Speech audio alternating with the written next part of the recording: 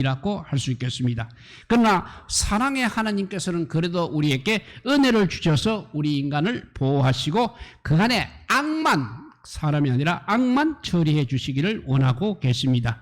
그러므로 우리 하나님의 은혜가 우리에게 임하게 되면 먼저 자신의 죄악됨을 크게 느끼게 되고 회개하게 된다는 것입니다. 그리고 세상이 더 이상 이제는 세상이 우리의 선호의 대상이 되지 않게 하시는 것입니다. 그리고 악을 행하지 않을 뿐만 아니라 행할 수도 이제는 없게 하시는 것입니다. 그리고 죄를 피하고 두려워하는 경건한 자가 되는 것입니다. 나아가서는 죄악의 잔재까지 철저히 뽑아서 제거하려고 하시는 것입니다. 우리의 잠재한 생각까지도 이제 새롭게 하고자 부르짖게 된다는 것입니다. 오늘 본문의 본문은 바로 빌닷의 말입니다. 욥의 친구들은 욥이 그렇게 고난을 자초할 수밖에 없었던 스스로의 잘못이 있음에도 불구하고 회개하지 않고 도리어 친구들을 여러 가지 말로 비난하며 자기의 의를 주장한다고 보다 강도 높게 빌닷은 욥을 지금 책망하고 있습니다. 빌닷이 악인에게 재앙을 이렇게 나열할 정도라면 욥은 심판을 받아 마땅한 죄인으로 간주하는 그 아주 강도 높은 책망이 아닐 수 없는 것입니다. 그러나 본문의 사건은 욥에 관련된 말씀이라기보다는 영적으로 보게 되면 성도가 우리 하나님의 은혜 속에 있을 때 우리 마음속에 악이 쇠퇴되고 멸망되는 이야기를 오히려 우리들에게 들려주고 있는 것입니다. 참고로 구약의 악인은 신약에서 활동하는 죄의 생명, 즉 죄악의 예표이라고 할 수 있습니다. 그 증거로 구약에서 악인을 향한 기도나 저주를 신약에서는 그대로 적용할 수 없다는 점입니다. 주님께서는 죄인을 사랑하라 하셨지 죄인을 저주하라 이렇게 말씀하지 않으셨습니다. 그러므로 구약의 악인은 우리에게 죄가 무엇인지를 보여주기 위해서 등장시킨 하나의 소재라고 할 수 있을 것입니다. 그러므로 우리는 예수님의 교훈대로 악인을 저주해서는 안 되는 것입니다. 그 안에 죄만이 아니라 내 안에 죄부터 미워하고 죽이고 그리고 살아나지 못하게 아주 죄는 장사까지 지내야 하는 것입니다. 그러므로 남의 죄를 보았다면 우리가 속상해하지 마시고 내 일감을 보여주신 것으로 알고 사랑하면서 기도하여 그의 죄악을 이제는 은혜로 처리해야 하는 것입니다. 그런 관점에서 본문의 악인의 쇠퇴와 멸망은 하나님께서 하나님의 은혜를 받을 때 나타나는 회개라 할 수 있겠습니다. 즉 성화의 역사를 말씀하고 있는 것입니다. 그러면 좀 더 자세히 하나님의 은혜를 받으면 우리에게 어떤 일이 일어나는지를 살펴보도록 하겠습니다. 첫째, 은혜를 받게 되면 먼저 자신의 죄악됨을 크게 깨닫게 된다는 것입니다. 오늘 1절에서 4절에 보듯이 욥의 말에 강력한 거부 반응을 보이는 수아 사람 빌닷의 모습을 보게 됩니다. 그리고 3절 4절을 한번 다시 읽어보면 어찌하여 우리를 짐승으로 여기며 부정하게 보느냐 울분을 터뜨리며 자기 자신을 찢는 사람아 너 때문에 땅이 버림을 받겠느냐 바위가 그 자리에서 옮겨지겠느냐 했습니다.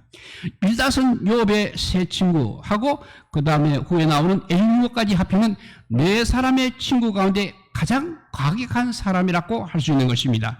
빌닷은 여기서 욥의 말이 많음을 책망하면서 특히 자기들을 짐승으로 보고 부정하게 여긴다고 매우 경멸적이고 분노에 가득 찬 말을 하게 되는 것입니다. 당시 사회에서는 사람을 짐승같이 여긴다는 것은 아주 큰 경멸이 아닐 수 없는 것입니다. 그러니까 하나님의 은혜를 받게 되면 이런 현상이 나타난다는 것입니다. 짐승보다 못한 자신을 발견하게 되고 자기 가슴을 치며 자기를 분노하고 경멸하게 된다는 것입니다. 그리고 견딜 수 없어하며 회개하는 것입니다. 오순절에 성령이 임하자 유대인들이 바로 그러했던 것입니다. 자기 가슴을 치면서 어찌할꼬 부르짖으면서 유대인들은 그렇게 해결을 했습니다. 고린도 교회 역시 바울의 편지를 받아보고 그러했다고 고린도 후서 7장 11절에 말씀하고 있습니다. 고린도 후서 7장 11절을 읽어보면 보라 하나님의 뜻대로 하게 된 이 근심이 너희로 얼마나 간절하게 하며 얼마나 변정하게 하며 얼마나 분하게 하며 얼마나 두렵게 하며 얼마나 사모하게 하며 얼마나 열심히 읽게 하며 얼마나 벌하게 하였는가. 너희가 그 일에 대하여 일체 너희 자신의 깨끗함을 나타내었느니라 했습니다. 이런 뉘우침이 우리 모두도 함께 하시기를 바랍니다. 이렇게 은혜를 받게 되면 먼저 자신의 죄악됨을 크게 깨닫게 된다는 것입니다. 두 번째, 은혜를 받게 되면 이제는 더 이상 이 세상이 나의 선호의 대상이 되지 않는다는 것입니다. 5절과 6절을 읽어보면 악인의 빛은 꺼지고 그의 불꽃은 빛나지 않을 것이요 그의 장막 안에 빛은 어두워지고 그 위에 등불은 꺼질 것이요 했습니다. 이 구절을 이해하려면 당시 문화적 배경을 알아야 합니다. 고대 근동의 사람들은 저녁이 되면 그들의 근처 부근에다가 불을 피워놓고서 그것을 보고 찾아오는 나그네들을 환대하는 간섭이 있었다고 합니다.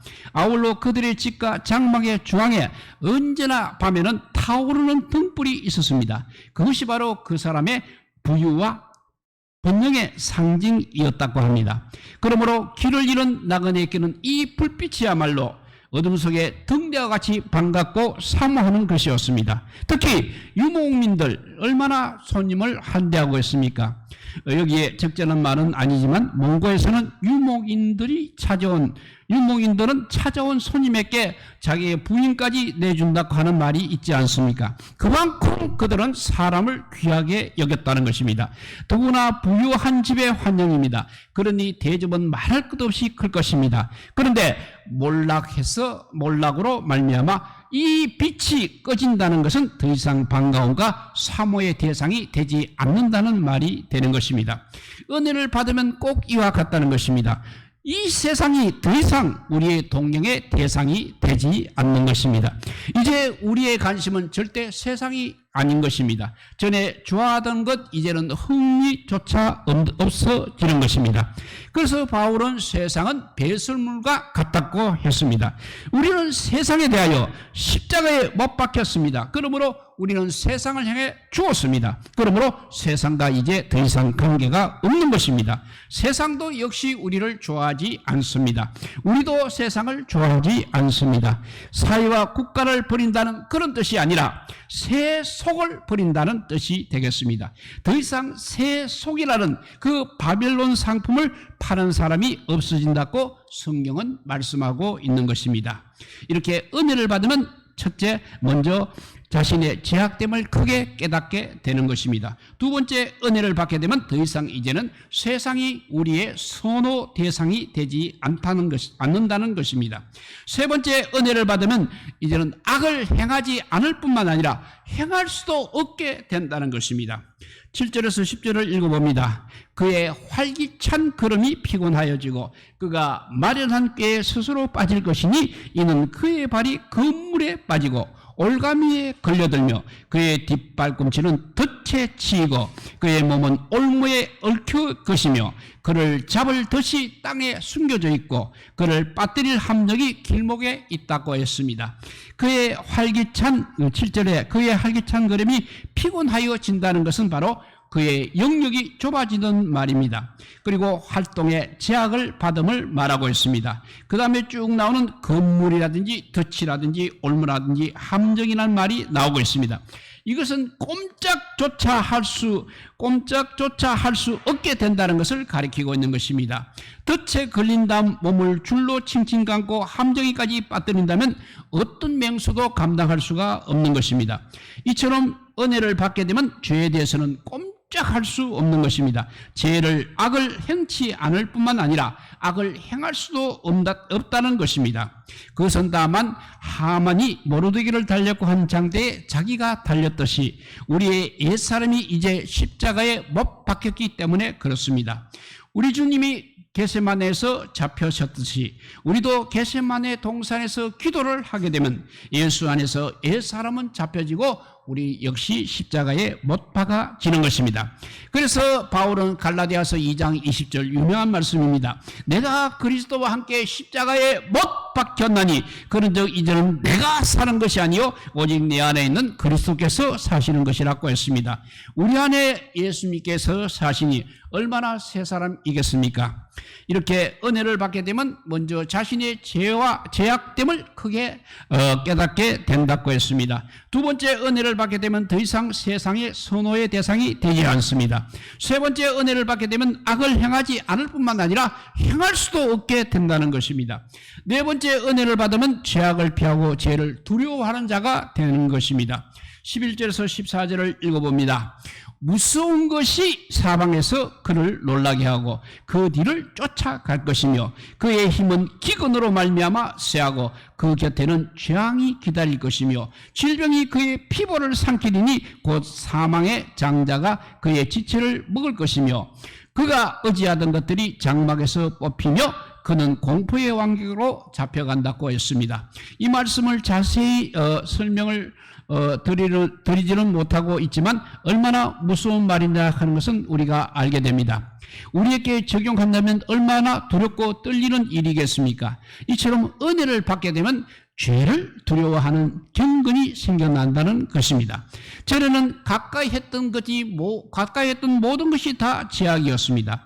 그리고 하룻강아지 범무서운 줄 모르고 행하던 죄악이 이제는 은혜를 받고 나니까 매우 두려워진다는 말입니다. 왜 죄가 무섭고 두렵습니까? 왜냐하면 죄를 심판하실 우리 주님이 두렵기 때문에 죄가 무섭고 두려운 것입니다. 그래서 주님께서는 누가복음 12장 5절에 마땅히 두려워할 자를 내가 너희에게 보이리니 곧 죽인 후에 또한 지옥에 던져넣는 권세 있는 그를 두려워하라고 하셨습니다. 우리는 이제까지 하나님이 두려운 줄을 모르고 행하던 사람들의 비극적인 결말을 많이 보아왔습니다. 아무리 어떤 일이 있어도 최악의 선은 넘지 말아야 하는 것입니다. 내가 범죄할 것만 같은 심각한 것이라면 하나님의 뜻이 혹시 다른 곳에 있지 않을까 살피며 절대 죄를 짓지 말아야 하는 것입니다. 우리는 그때 이렇게 멈칫하는 지혜가 있어야 하는 것입니다. 요셉이 예수님을 뵌 마리아를 보면서 얼마나 속으로 분했겠습니까? 보통 사람 같으면 몰래 내통한 그 사람이 누구냐고 끌고 와 온갖 망신을 다 시키고 당시 풍습에 따라 돌에 맞아 죽도록 그렇게 했을 것입니다. 그러나 요셉은 어려운 사람입니다. 끌고 와서 죽게 하지 않고 가만히 끊고자 했다고 했습니다. 그러니까 악한 선을 절대 넘지 않으려는 요셉이었다는 것입니다. 이것이 하나님을 경외하는 자의 마음인 것입니다. 이 마음은 은혜를 받을 때 비로소 가능하다는 것입니다. 그래서 히브리서 12장 28절 29절에 보면 그러므로 우리가 흔들리지 않는 나라를 받았은즉 은혜를 받자 이로 말미암아 경건함과 두려움으로 하나님을 기쁘게 섬길지니 우리 하나님은 소멸하는 불이심이라 했습니다. 하나님은 사랑의 하나님만 아니라 공의의 하나님도 되시기 때문에 그렇습니다. 우리가 나그네로 살 동안은 그래도 하나님을 사랑하지만 나그네로 살 동안은 하나님을 사랑하지만 또한 역시 두려워해야만 하는 것입니다. 다시 한번 또 은혜를 받으면 반복하겠습니다. 은혜를 받으면 먼저 자신의 죄악됨을 크게 깨닫게 된다고 했습니다. 두 번째, 은혜를 받게 되면 더 이상 이 세상이 우리의 선호의 대상이 되지 않는다고 했습니다. 세 번째, 은혜를 받으면 악을 행하지 않을 뿐만 아니라 악을 행할 수도 없게 된다고 했습니다. 네 번째, 은혜를 받으면 죄악을 피하고 죄를 두려워하는 자가 되는 것입니다. 다섯 번째는 은혜를 받게 되면 죄악을 철저히 뿌리 내어서 제거하려고 한다는 것입니다. 15절에서 18절을 읽어봅니다.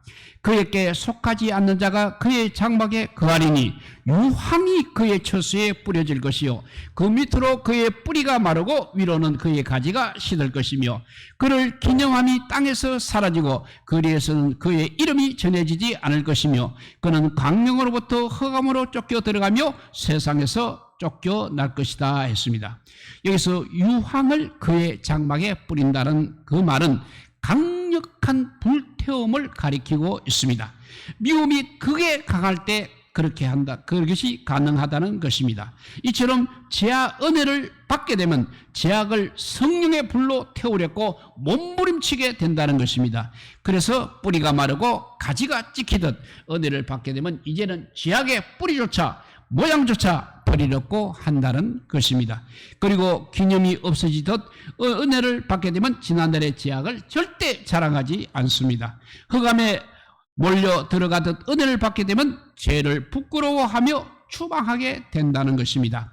사사기에 이스라엘이 땅의 원수를 진멸하지 않고 남겨두어서 얼마나 그들의 옆구리의 가시가 되었습니까? 그러나 은혜를 받게 되면 그런 것 죄악을 하나도 남겨두지 않으려는 것이 간절한 소원이 된다는 것입니다. 다시 한번 정리합니다. 은혜를 받으면 먼저 자신의 죄악됨을 크게 깨닫게 됩니다. 은혜를 받으면 더 이상 세상이 선호의 대상이 되지 않습니다. 은혜를 받으면 악을 행하지 않을 뿐만 아니라 악을 행할 수도 없게 됩니다. 은혜를 받으면 죄악을 피하고 죄를 오히려 두려워하는 사람이 됩니다. 은혜를 받게 되면 죄악을 이제는 철저히 뿌리 뽑아 제거하려고 하는 것입니다. 마지막으로 여섯째로 은혜를 받게 되면 우리 생각까지도 새롭게 된다는 것입니다. 19절에서 21절 말씀을 읽어봅니다. 그는 우리의 백성 가운데 후손도 없고 후회도 없을 것이며 그가 거하던 곳에는 남은 자가 한 사람도 없을 것이라.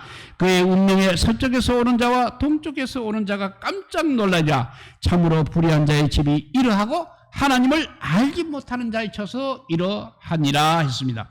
이처럼 악인에게는 그를 이어줄 자손도 없어지고 그를 따르던 사람들까지도 놀라 혼비백산할 것이라는 것입니다.